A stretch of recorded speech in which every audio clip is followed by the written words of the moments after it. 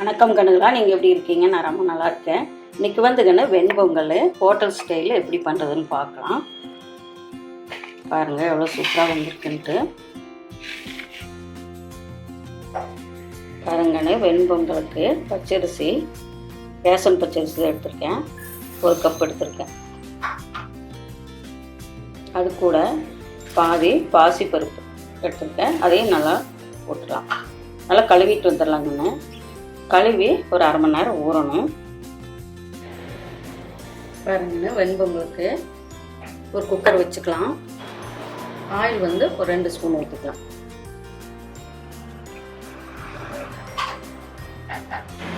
பாருங்க எண்ணெய் காஞ்சிருச்சு. பச்சை மிளகாய் ஒரு 4 மிளகாய் அரைஞ்சி வச்சுருக்கு, அதை உள்ள போட்டு. அப்புறம் கருவேப்பிலை ஒரு வச்சு. அடுத்தது இஞ்சி வந்து ஒரு பீஸ் வேணும், தட்டி வச்சுருக்கேன், அதை உள்ள போட்டு. அடுத்தது மிளகு ஒரு ஸ்பூன் எடுத்துருக்கேன், சீரகம் ஒரு ஸ்பூன் எடுத்துருக்கேன், அதையும் உள்ள போட்டுருக்கேன். பாருங்க நல்லா கிளறி விட்டு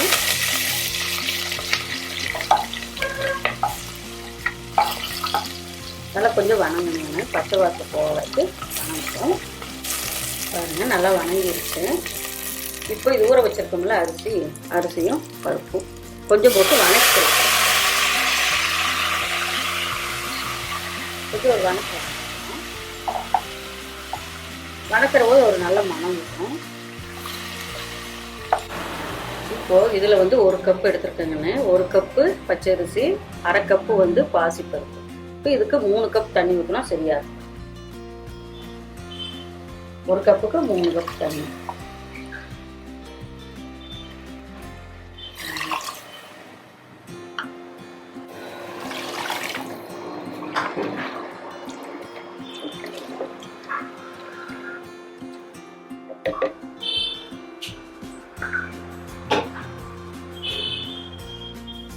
இதுக்கு தேவையான அளவு உப்பு போட்டுக்கலாம். நல்லா கொதிக்கட்டும். பாருங்க நல்லா கொதிக்குது. இந்த டைமு உப்பு மட்டும் பார்த்துக்கோங்க. காரம் போட்டிருக்கேன். இப்போ மூடி போட்டுறோம். பாருங்க நல்லா ஆவி வருதான்னு பார்த்துட்டு வெயிட் போட்டுக்கலாம்.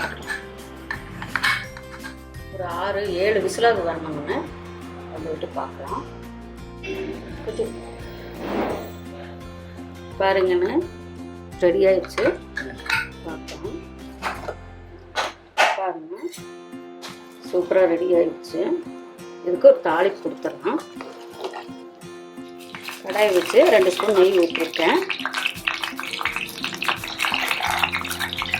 பாருங்க உடச்சி வச்சு முந்திரி பருப்பு உள்ள போட்டுக்கலாம்.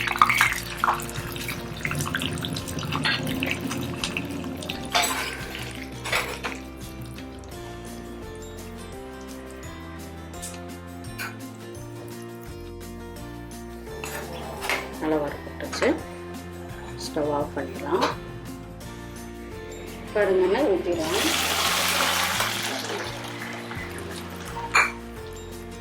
நல்லா கிளறி பாருங்க சூப்பராக ரெடி ஆயிடுச்சு.